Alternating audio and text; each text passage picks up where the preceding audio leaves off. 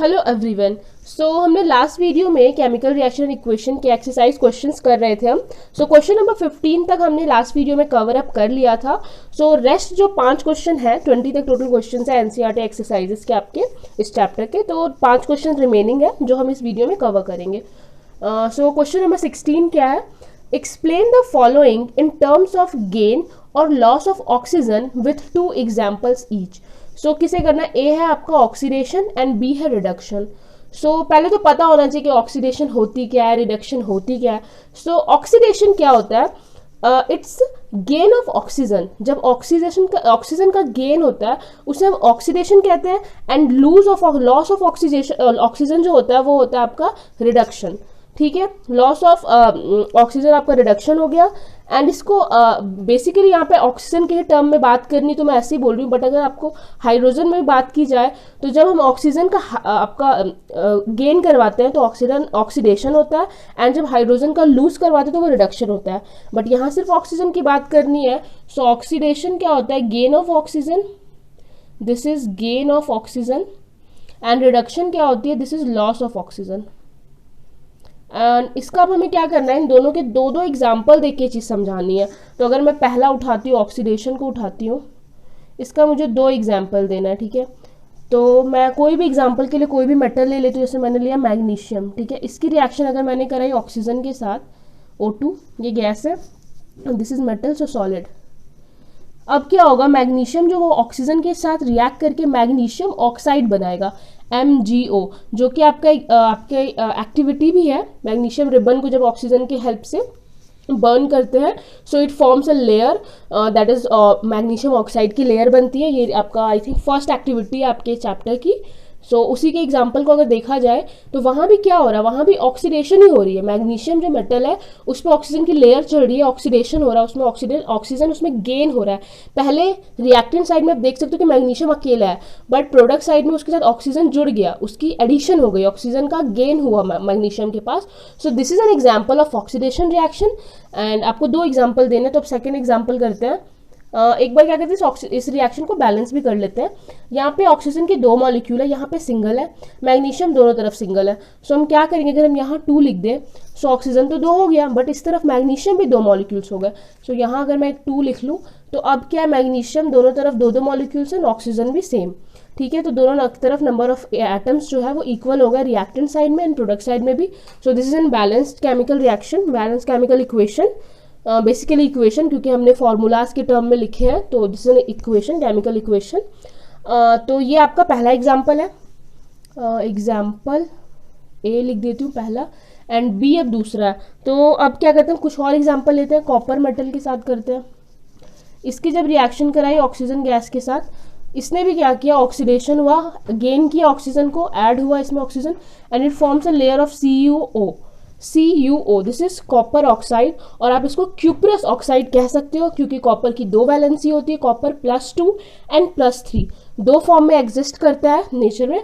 And ये क्या? Oxygen जो ऑक्साइड है उसकी -2 वैलेंसी होती है, एंड CuO कंपाउंड बना है। यहाँ पे कॉपर की +2 वैलेंसी का यूज हुआ है। इसको हम बोलेंगे क्यूप्रस ऑक्साइड। जहाँ पे +3 वैलेंसी को यूज करके कंपाउंड बनेगा उसे हम बोलेंगे क्यूप्रिक ऑक्साइड। आप इसको कॉपर ऑक्साइड या क्यूप्रस ऑक्साइड बोल सकते हो। कॉपर ऑक्साइड, इसे आपको नेमिंग पता होनी चाहिए, क्यूप्रस ऑक्साइड भी बोल सकते हो।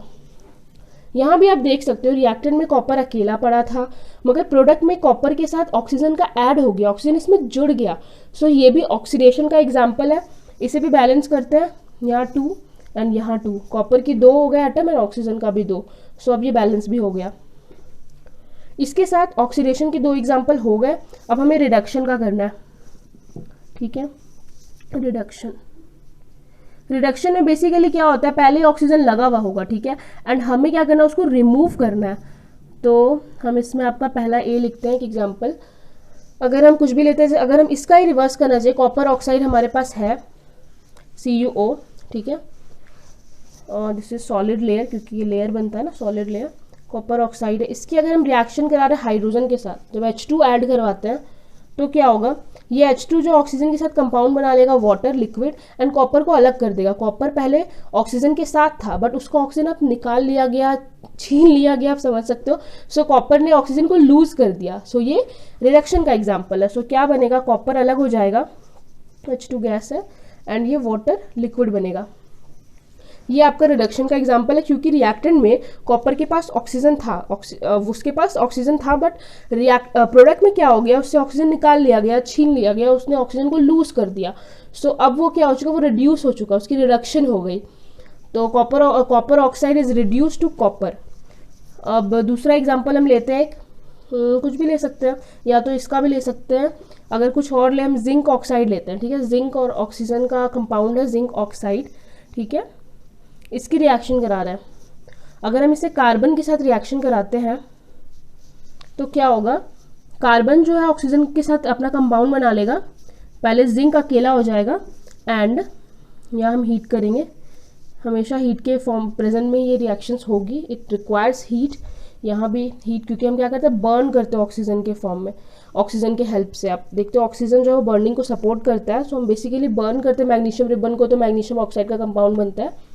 तो यहाँ क्या हो, जिंक ऑक्साइड से ऑक्सीजन छीन लिया गया, अलग कर दिया गया, लूज किया उसने, ऑक्सीजन लॉस कर लिया, एंड जिंक अकेला हो गया, ठीक है। एंड कंपाउंड बन गया CO। ये क्या है, कार्बन मोनोऑक्साइड गैस।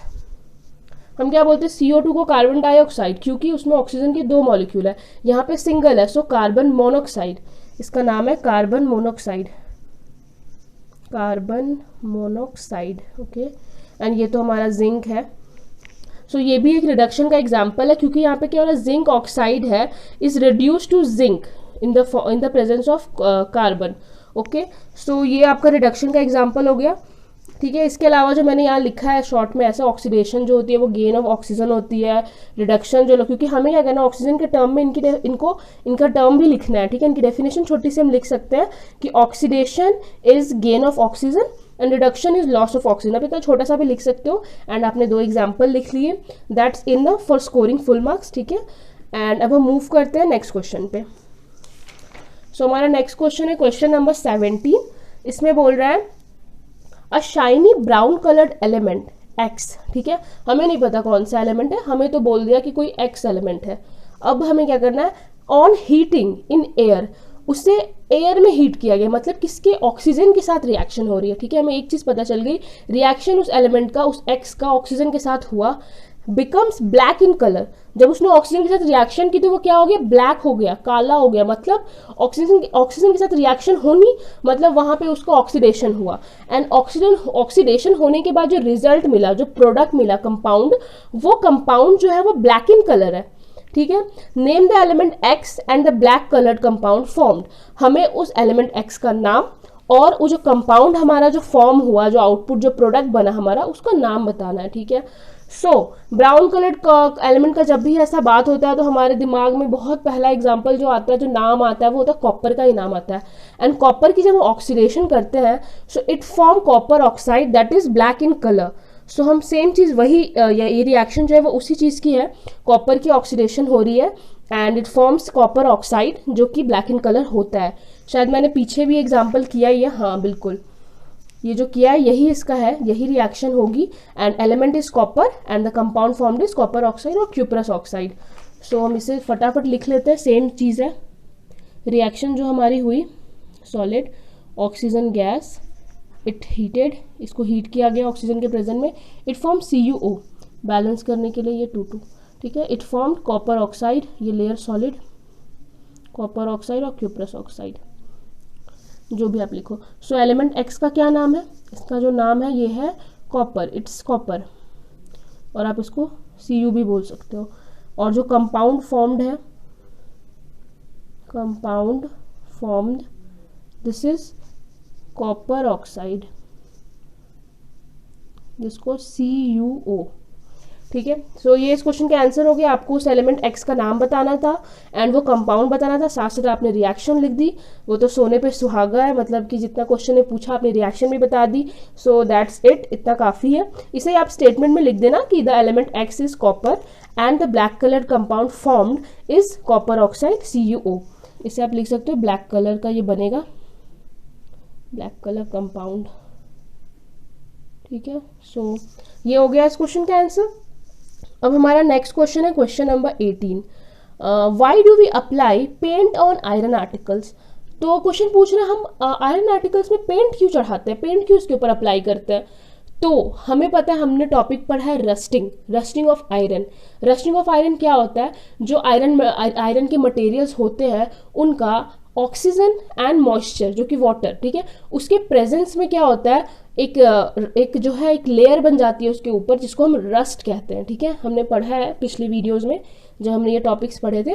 रस्टिंग में क्या होता है, आयरन मटेरियल्स के ऊपर ऑक्सीजन एंड मॉइस्चर के प्रेजेंस में एक लेयर चढ़ जाती है, ब्राउनिश लेयर चढ़ जाती है, जिसे हम रस्ट कहते हैं, जो प्रोसेस को रस्टिंग कहा जाता है।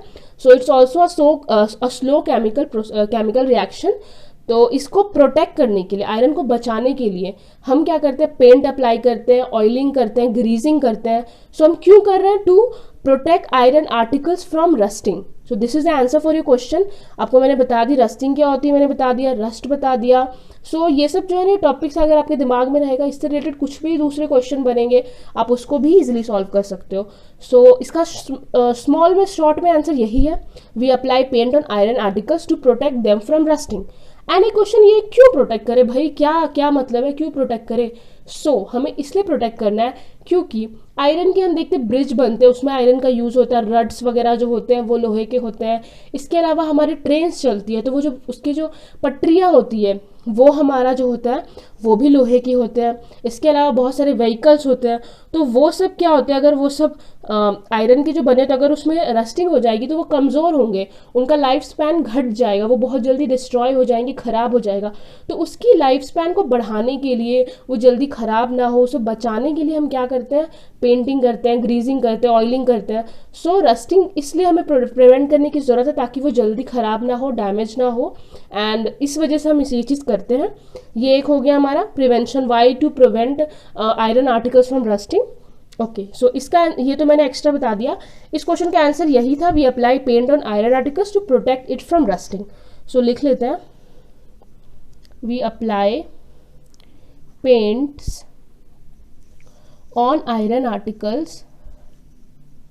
आप चाहो तो आप इसको ना थोड़ा और डीपली लिख सकते हो, आप इस क्वेश्चन में थोड़ा रस्टिंग के बारे में बता दो, रस्ट की रिएक्शन मैंने कराई थी वो लिख दो।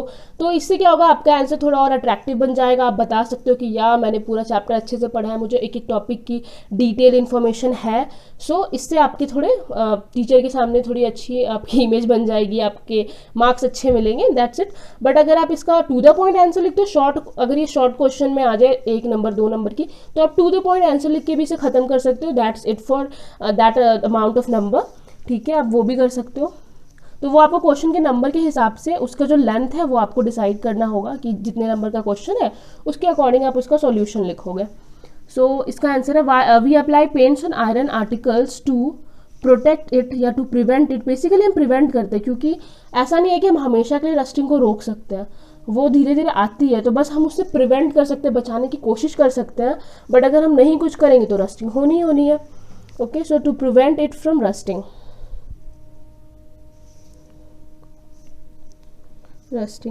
और ये कैसे प्रिवेंट करता है, because it forms a layer. क्या होता है, पेंट कर रहे हैं तो आयरन आर्टिकल पे एक लेयर चढ़ गई, तो वो लेयर चढ़ने से क्या प्रॉफिट हो रहा है कि जो ऑक्सीजन का जो कांटेक्ट होगा आयरन के साथ, वो डायरेक्ट कांटेक्ट वो ब्लॉक कर देगा, वो उसके साथ कांटेक्ट ही नहीं होने देगा, इसलिए वो उस रस्टिंग के रिएक्शन को प्रिवेंट करने में हेल्प कर सकता है।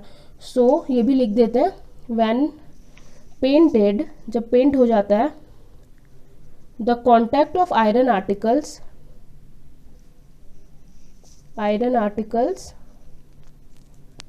From moisture and air is cut off, moisture and air is cut off, hence rusting is prevented। इसकी वजह से रस्टिंग जो है वो प्रिवेंट हो जाती है, उसे हम थोड़ी रोक सकते हैं, hence rusting is prevented।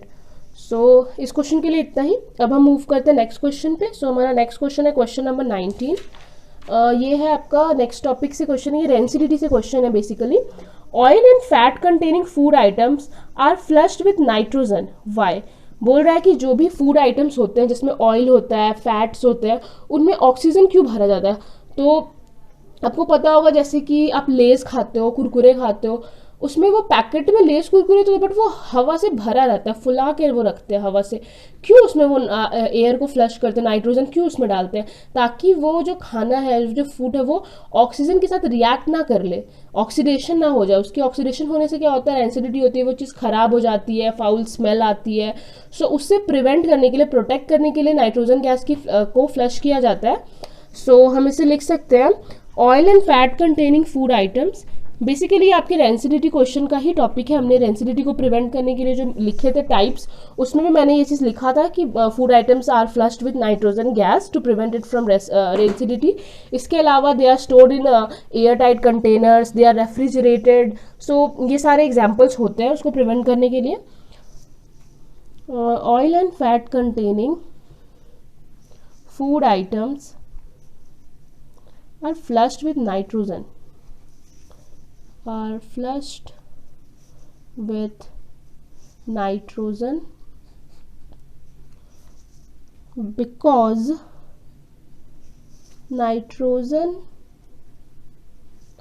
acts as an antioxidant, acts as an antioxidant मतलब क्या है कि ऑक्सीडेशन वो करने ही नहीं देता, उसको रोकता है, antioxidant. And it prevent them from being oxidized, क्योंकि ऑक्सीडाइज होगा तो वो रेंसिडिटी हो जाएगी। उसमें रेंसिडिटी का प्रोसेस ही क्या होता है कि खाने से फॉल स्मेल आ रही है एंड वो खराब हो गया। क्यों? तो जो उसमें ऑयल एंड फैट प्रेजेंट है उस खाने में, वो ऑक्सीडाइज हो गई ऑक्सीजन के प्रेजेंस में। सो ऑक्सीडेशन हो गई बेसिकली उसकी। सो ये रेंसिडिटी का प्रोसेस होता है। एंड नाइट्रोजन जो हम फ्लश करते हैं वो क्या करता है, उस ऑक्सीडेशन रिएक्शन को होने से रोकता है। वो एक एंटीऑक्सीडेंट की तरह वर्क करता है, उसकी तरह एक्ट करता है, एंड वो ऑक्सीडेशन नहीं होने देता। So it prevent it prevent rancidity and it prevent them from being oxidized, them from being oxidized। So ये क्वेश्चन हो गया।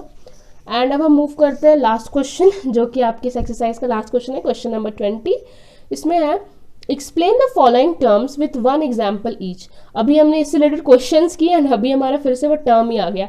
तो हमें क्या करना है, कोरोजन की छोटी सी डेफिनेशन, भाई कोरोजन होता क्या है, and second is rancidity, and एक एक एग्जाम्पल देना है। सो करते हैं फर्स्ट कोरोजन। सो कोरोजन बेसिकली क्या होता है, तो जो भी कुछ मटेरियल्स है, मेटल्स है, वो क्या करते हैं, केमिकल रिएक्शन होता है उनका, किन के प्रेजेंस में, एयर के प्रेजेंस में, मॉइस्चर के प्रेजेंस में, या किसी केमिकल के प्रेजेंस में। और वो क्या करता है, वो उस मेटल को खराब कर देता है, उसको थोड़ा डिस्ट्रॉय करता है। जैसे कि रस्टिंग होती है, रस्टिंग भी कोरोजन का ही टाइप है। उसमें क्या हुआ, मेटल जो आयरन मेटल्स है वो ऑक्सीजन एंड मॉइस्चर के प्रेजेंस में रिएक्ट करते हैं एंड उसके ऊपर एक लेयर बन जाती है जो उसको कमजोर करती है, दैट इज रस्ट। तो वो रस्टिंग है। सो कोरोजन भी एक ऐसा प्रोसेस है जिसमें एयर, मॉइस्चर या केमिकल्स के वजह से क्या होता है कि हमारे मेटल्स, हमारे मटेरियल्स खराब होने लगते हैं, उसका लाइफ स्पैन घटने लगता है। सो वो जो प्रोसेस है वो आपका कोरोजन है। इसका सबसे ईजी, सबसे पहला सिंगल एग्जाम्पल किसी के भी मुंह पे आएगा वो होगा रस्टिंग ऑफ आयरन। इसके अलावा आपका होता है टार्निशिंग ऑफ सिल्वर भी खराब होता है, कॉपर के ऊपर लेयर चढ़ जाती है। सो ये सारे भी इसके एग्जाम्पल है कोरोजन के ही। एंड रेंसिडिटी क्या होती है, तो रेंसिडिटी में क्या होता है, जो खाना होता है जिसमें ऑयल एंड फैट्स होते हैं वो ऑक्सीजन के प्रेजेंट में ऑक्सीडाइज्ड हो जाते हैं, वहाँ पे ऑक्सीडेशन हो जाते हैं, ऑक्सीडेशन रिएक्शन होती है एंड वो ऑक्सीडाइज हो जाते हैं और वो खाना जो है वो खराब हो जाता है, उसमें से खराब स्मेल आती है, वो खाने लायक नहीं बचता। So that is rancidity. उसका एग्जाम्पल आप देख सकते हो, चिप्स को खुले में रख दो वो पूरा खराब हो जाएगा। इसके अलावा कोई फल वगैरह अगर बहुत टाइम तक बाहर रखा हुआ है, अगर आप देखोगे तो उसमें भी क्या होता है, काट के अगर रख दो तो उसके ऊपर भी लेयर चढ़ जाती है, ठीक है। वो आपका कोरोजन का एग्जाम्पल है कि आप कटे हुए फल, कटे हुए सब्जी के ऊपर जो लेयर, ब्लैकिश लेयर आ जाती है, वो आपका कोरोजन का एग्जाम्पल है। सो ये तो हो गया आपके बहुत डेली लाइफ के स्मॉल एग्जाम्पल्स। अब हम इसको थोड़ी डेफिनेशन लिखकर एंड एग्जाम्पल लिख देते हैं एक बार इसकी। So corrosion is defined as corrosion is defined as a process, वो एक प्रोसेस है where materials, usually metals, where materials, usually metals deteriorate, okay, deteriorate इसका मतलब होता है वो ख़राब होना, उसकी क्वालिटी ख़राब होनी, वो डिस्ट्रॉय होने लगना, ठीक है। As a result, deteriorate as a result of a chemical reaction